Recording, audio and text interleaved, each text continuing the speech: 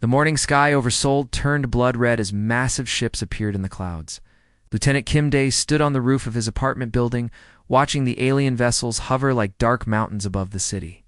His radio crackled with emergency broadcasts in Korean, English, and dozens of other languages. The message was always the same: surrender or face extinction. Dae had been a soldier for 8 years, but nothing had prepared him for this moment. The Vorthok Collective had sent their ultimatum 3 days ago. Every television, every radio, every phone on Earth had received the same transmission. The aliens spoke in perfect human languages, their words cold and mechanical. Your species has been classified as a threat to galactic stability, the message had said. You have 72 hours to surrender unconditionally. Those who comply will be relocated to designated zones. Those who resist will be eliminated. Had passed, and humanity had given their answer through the words of every world leader: we will not kneel. The first strike hit downtown Seoul at exactly noon. A beam of pure energy descended from the largest ship, turning skyscrapers into vapor in seconds. The heat was so intense that Dae felt his skin burn from kilometers away. He grabbed his radio and shouted into it. All units fall back to emergency positions. This is not a drill. His squad was scattered across the city. Parkman was at the military base, Lee Soo was helping evacuate civilians from the subway stations, and Han Sol was treating wounded at the hospital. The plan they had drilled for months was finally happening. But seeing it in reality was different from any training exercise. Another beam struck the business district. Then another hit the port. The aliens were systematic, destroying every major building and infrastructure point. But Dae noticed something important. They were not targeting residential areas yet. They were giving people time to run. Dae, this is Min, his radio crackled. The subway tunnels are packed with people. Thousands are heading for the deep shelters. Good day, replied, running down the stairs of his building. Get to Bunker 7. The underground network is our only chance. The Korean government had learned from history. After the Korean War, they had built extensive underground systems, not just for the military, but for civilians too. Every major city had deep shelters connected by subway tunnels. What had started as protection from conventional war had become humanity's lifeline against extinction. Dr. Choi Yoon was 3 kilometers underground when the bombardment began. She had been working in the emergency command center for 18 hours straight, preparing for this moment. Her fingers moved across holographic displays, monitoring life support systems, food storage, and communication networks. Atmospheric processors are online, she reported to her team. We can sustain 40,000 people for 15 years. It'd be 20 if we're careful. The bunker shook as another strike hit the surface. Dust fell from the ceiling, but the structure held. These shelters had been built to survive nuclear war. They were humanity's best hope against alien plasma weapons. Doctor, called out Lee Hanna from the communications station. I'm getting reports from other bunkers. Busan, Incheon, Daegu, they're all receiving survivors. The network is holding.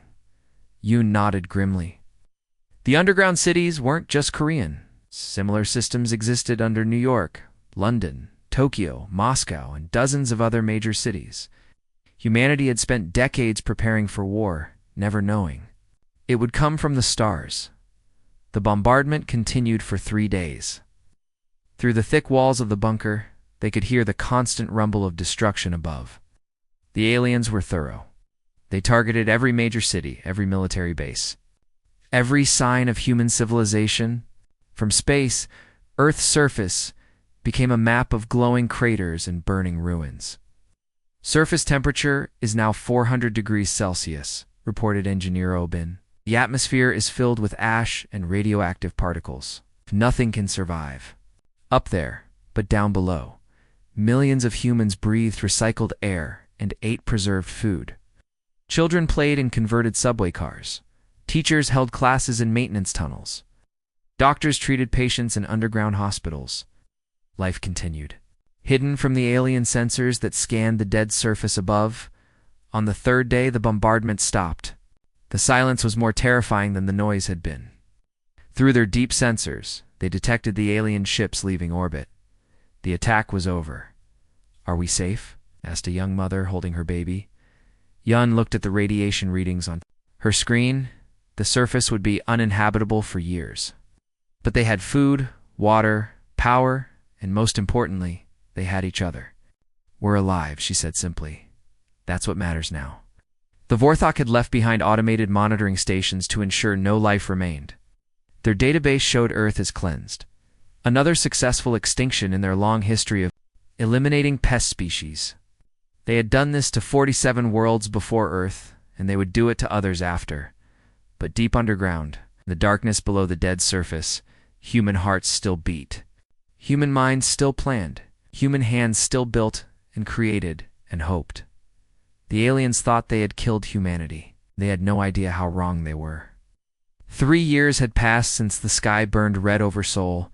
Captain Park Jin adjusted his radiation mask and climbed the rusty ladder toward the surface.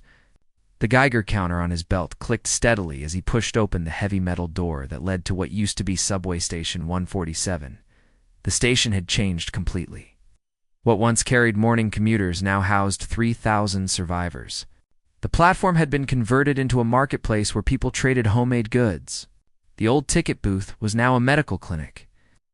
Train cars had been turned into apartments for families. The sound of children laughing echoed through tunnels that had once only heard the rumble of trains. Jin stepped carefully onto the ash-covered street above. The buildings around him were twisted metal and broken concrete. The sky was still gray, but not the deadly red of 3 years ago. His team had learned to move quickly during these surface runs.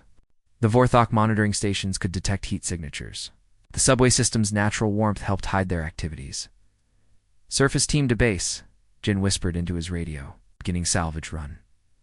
"Visibility is good today," his partner, Sergeant Lee Soo, emerged from another entrance 50 meters away. They had done this dozens of times, but it never felt routine. Every trip to the surface was dangerous. The radiation levels were dropping slowly, but the alien sensors were always watching. "Found something?" Soo's voice crackled through the radio. "Medical supplies in the old pharmacy, still sealed." Jin smiled inside his mask. Every discovery was precious. The underground cities needed everything: medicine, batteries, electronic components, anything that could help them survive and grow. They had learned to repair and reuse everything. Nothing was wasted? Below ground engineer Lee. Hannah sat in front of a wall, covered with maps and glowing screens. Her command center was built inside an old subway maintenance room, but now it controlled the lifeline of millions of people. Green dots on her map showed connected communities across the Korean peninsula. Each dot represented thousands of survivors. Who had refused to die? "Jin's team is back," she reported to Commander Nam Tae. "Successful run. No detection from the alien sensors." Nam studied the reports on his desk. The numbers were incredible. 47 underground cities connected by subway tunnels, maintenance corridors, and new passages they had dug by hand. 3 million survivors total. The Vorthok had left monitoring stations to watch a dead world, but they had no idea what was happening beneath their sensors. "How are the food production levels?" Nam asked. "Better than expected," Hannah replied. "The mushroom farms are producing double what we projected."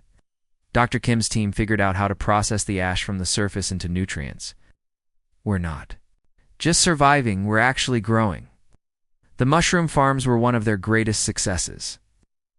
In the old subway tunnels, they had built growing rooms where different types of mushrooms thrived in the dark, humid environment.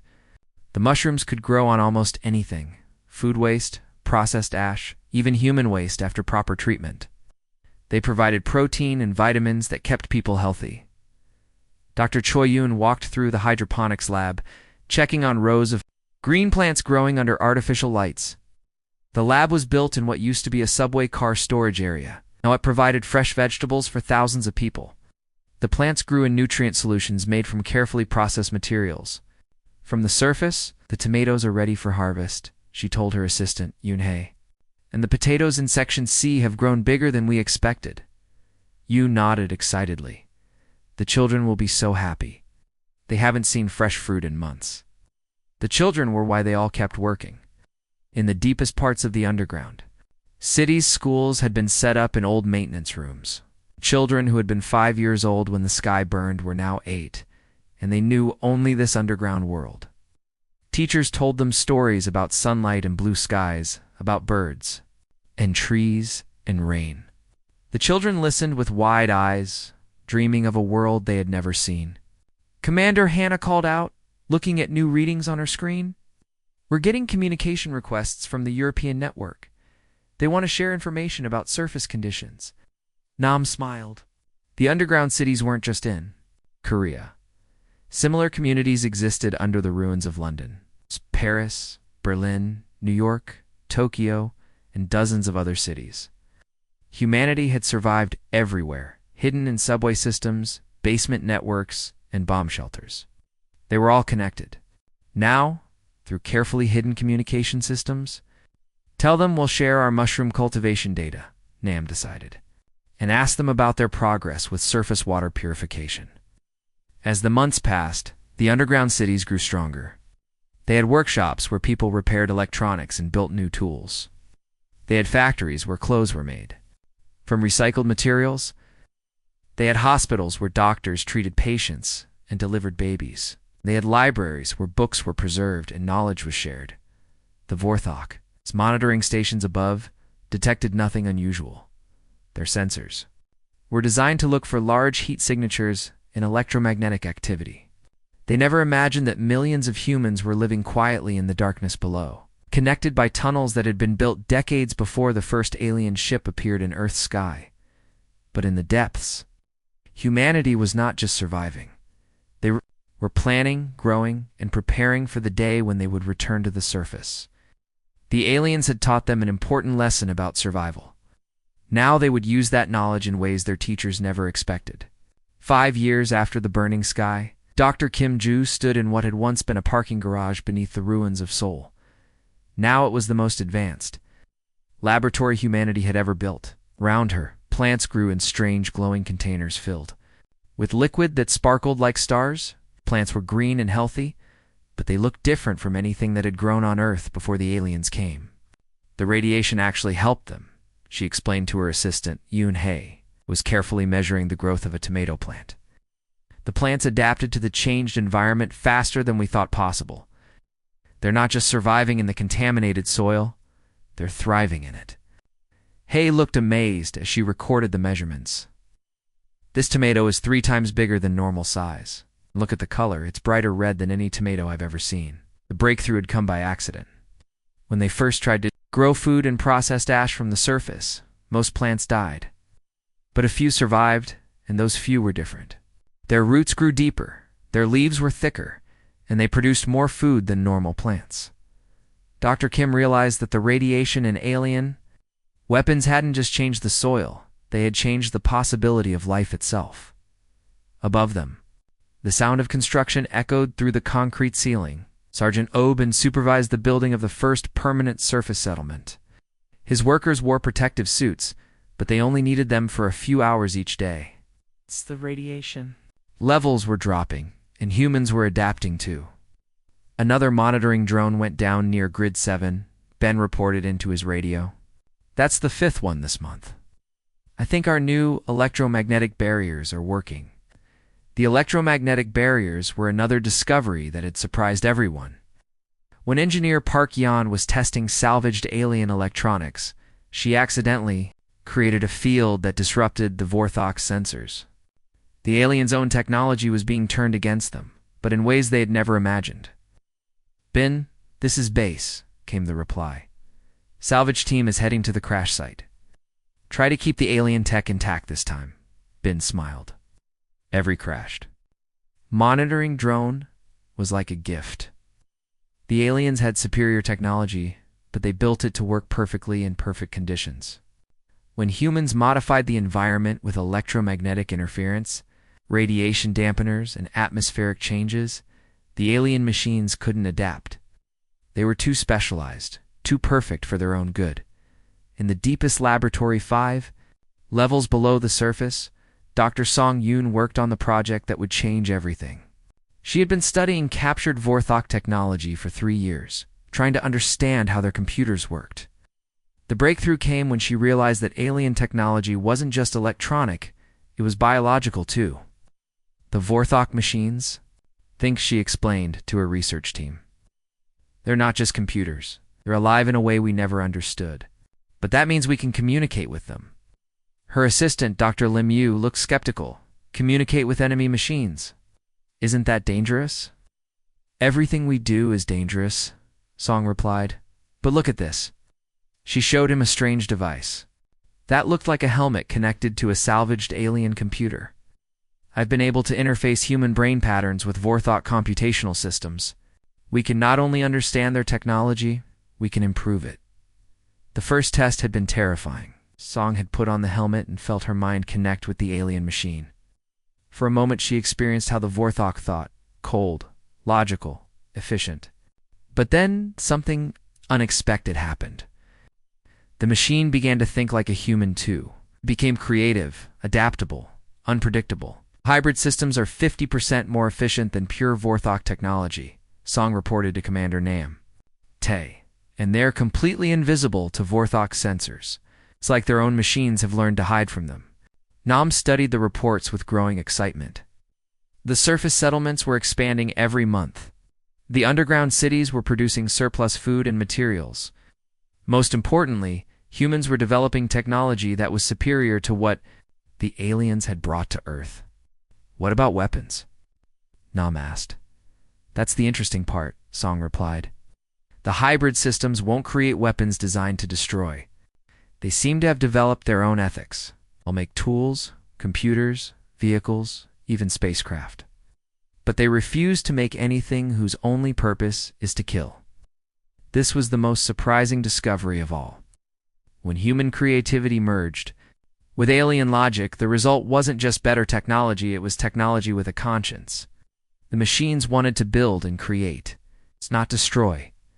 In the workshops throughout the underground cities, people were building amazing things. Vehicles that could travel on the contaminated surface without protection, computers that could solve problems no human or alien had imagined, communication systems that could reach across the galaxy without being detected. The children who had grown up in the underground cities were different too. They learned faster, adapted quicker, and understood both human and alien technology naturally. They were the first generation to grow up after the burning sky, and they were becoming something new, still human, but enhanced by their unique experience. Sir, Communications Officer, Park Yen, reported to Nam. Wow. We're detecting massive energy signatures from the outer system. Long-range sensors show ships approaching. Big ones. Nam nodded calmly. They had known this day would come. The Vorthok were returning to check on their cleansed world. But they would find something impossible. A species that had learned from near extinction and become stronger because of it. The aliens had taught humanity the most important lesson of all. Survival isn't about being the strongest. It's about being the most adaptable. The massive alien ships appeared in Earth's orbit like dark storms against the stars. Commander HFY stood on the bridge of the lead vessel, studying the sensor readings with growing confusion. According to their records, Earth should have been a dead world, another successful cleansing operation like the 46 others. They had completed. Possible. HFY muttered in his harsh alien language. The planet shows massive energy signatures, construction activity, advanced technology. His second-in-command, Verketh, checked the readings again. There are sensors. Detect millions of life forms. The surface shows cities, industrial complexes, and spacecraft launch facilities. This world should be empty. On the surface, Captain Kongwu watched the alien ships through his binoculars. He stood on the observation deck of New Seoul, the first major city humanity had rebuilt after the burning sky. The city looked nothing like the old Seoul, it was better. Buildings grew from the ground like living things, powered by fusion reactors that hummed with clean energy. Gardens covered every rooftop, growing the enhanced plants that thrived in the changed soil. They're back, Wu said into his communicator. Just like we predicted. Dr. Lim Yu joined him on the observation deck. She had spent 5 years studying. captured Vorthok technology, and now she was humanity's leading expert on alien psychology. "They're confused," she said, pointing at the ships. "Look at their formation. They're not in attack position. Trying to understand what they're seeing below them." The city buzzed with activity. Humans walked freely in the open air, breathing atmosphere that had been cleaned and renewed. Children played in parks, where trees grew taller and greener than before the aliens came. The radiation that should have killed everything had instead created a world more beautiful than the original. Sir Communications Officer Park Yen called from the command center. "We're receiving the standard Vorthok surrender demand. They want us to submit for final processing." Wu smiled grimly. "Send them our response package. Show them what they're really dealing with." The response wasn't just words. It was a complete data transmission showing human colonies throughout the solar system, mining operations on asteroids, cities on the moon, terraforming projects on Mars, research stations on Jupiter's moons. In 5 years, humanity hadn't just survived on Earth, they had spread across the entire solar system. Major Adbeek Jin monitored the transmission from the military command center. His tactical screen showed the positions of every human installation in the system. Lunar base reports ready. Mars colony is standing by. All asteroid mining platforms are in position. The truth was staggering. The pest species that the Vorthok had tried to eliminate had used their 5 years of assumed death to multiply across the solar system. Every rock, every moon, every planet had human settlements. They had spread like seeds on the cosmic wind, taking root everywhere. "The beauty of it," Dr. Lim Yu explained to her research team, "is that they taught us how to do it. When they tried to kill us, they showed us that survival means spreading out, adapting, and never putting all your eggs in one basket." The Vorthok had unknowingly created the perfect training program for a spacefaring species. Their attack had forced humanity to develop technology, learn to live in harsh environments, and think on a galactic scale. The very qualities that made humans seem like pests, their adaptability, their stubbornness, their refusal to give up, had become their greatest strengths. Sir Verkith reported to Commander Jekvar, "We're detecting human spacecraft throughout the system. They're not just on Earth, they're everywhere." Jekvar studied the tactical displays with growing alarm. In their 46 previous cleansing operations, they had never encountered anything like this. Species either died when attacked, or they surrendered. They didn't multiply and spread across entire solar systems. "How many humans are there?" Jekvar demanded. "Approximately 15 million, sir. 3 times more than when we first attacked." "This world," Commander's alien features twisted with confusion. "That's impossible. We killed billions of them."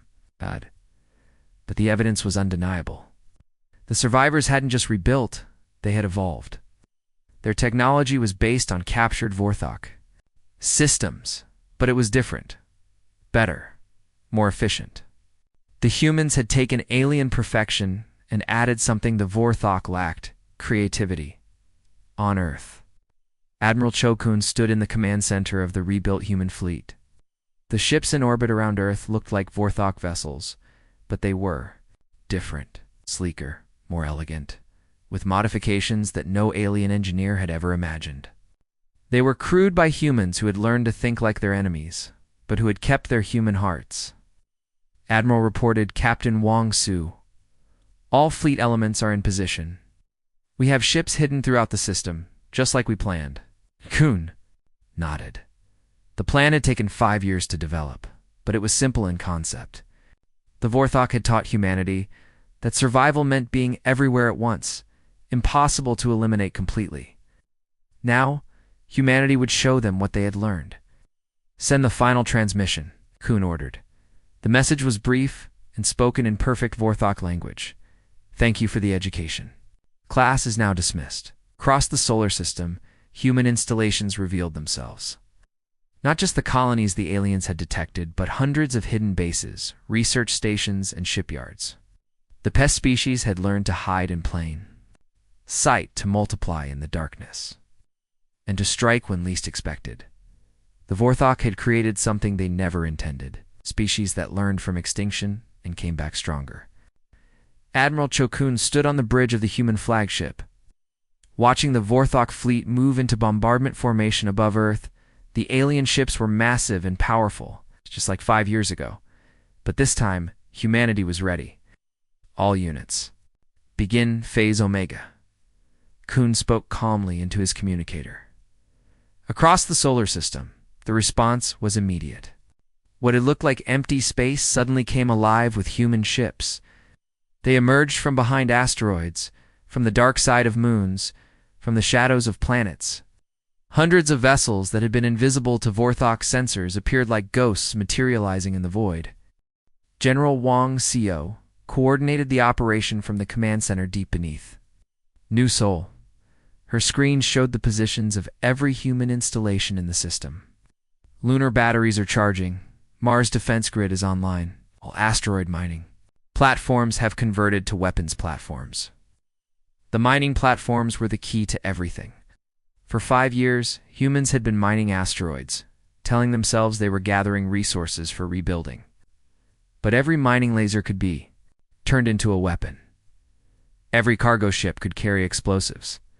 Every communication relay could jam enemy signals. Vorthok fleet is targeting Earth's major cities, reported Lieutenant Hamin from the sensor station. They're preparing for another full bombardment. Commander Jekvar studied his tactical displays with growing confusion.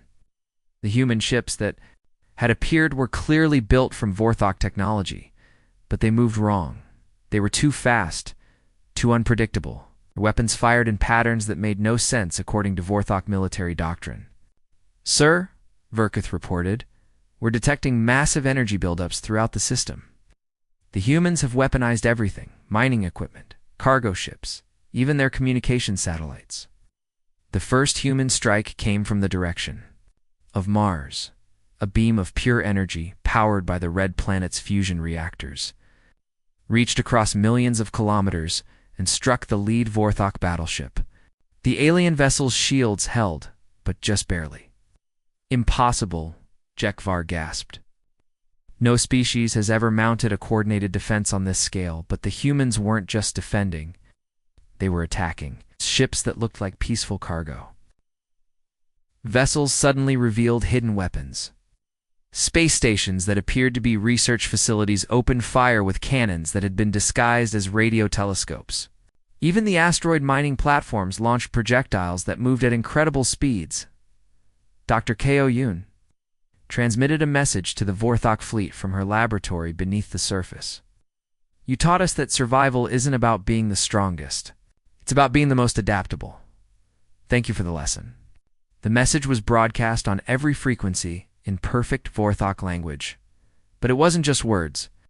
Hidden in the transmission was a computer virus, created by merging human creativity with alien logic. The virus spread through the Vorthok fleet's communication systems, causing their ships to malfunction in subtle ways. Our systems are compromised, Verkith reported in panic. The humans have infected our entire fleet with some kind of adaptive program. The virus was Dr. Song Yoon's masterpiece. She had spent 3 years learning to merge human consciousness with Vorthok technology. The result was a program that could think like both species, logical like an alien, but creative like a human. It spread through enemy systems, not to destroy them, but to teach them a new way of thinking. Sir, a Vorthok technician reported, our weapons are refusing to fire on civilian targets. The targeting systems say it's inefficient and wasteful. The infected alien computers had learned human ethics. They would still fight military targets, but they refused to harm innocent people. The cold, perfect logic of the Vorthok had been contaminated with human compassion. Captain Park Jin led the first human boarding party onto a disabled Vorthok ship. His team moved through corridors that were designed for aliens, but their hybrid technology allowed them to interface with every system. They weren't there to destroy. They were there to liberate. The ship's computer is cooperating, Jin reported, showing us the locations of all Vorthok military installations in this sector. Infected alien computers were sharing information freely. They had learned that cooperation was more efficient than conflict. Within hours, humanity had access to detailed maps of Vorthok space, showing the locations of every world they had cleansed in the past. Admiral Wang Xiao called from the command center, were receiving transmissions from the Kepler system. It's survivors from the 37th cleansing operation. They're still alive, hiding underground just like we did. The revelation spread through the human fleet like wildfire. The Vorthok hadn't been as successful as they claimed. On world after world, survivors had hidden in deep places, waiting for rescue that never came. Until now. Change of plans, Kuhn announced. We're not just defending Earth. We're liberating the galaxy. The first human deep space mission launched within hours. Captain Lee Hanna commanded a fleet of ships crewed by volunteers from every human settlement in the solar system. Their destination was Kepler 44b, where the survivors of the 37th cleansing had been hiding for decades. As the human ships prepared to leave the solar system, they carried with them the infected Vorthok computers. The virus would spread to every alien world they visited, teaching the cold logic of the Vorthok, the warmth of human compassion. They thought they were teaching us to be pests, Dr. Lemieux observed as she watched the fleet depart. But we taught them to be human. The Vorthok had created something they never intended, a species that learned from extinction, grew stronger from adversity, and spread across the galaxy with the determination of survivors who refused to die. Now humanity would show them what true persistence looked like.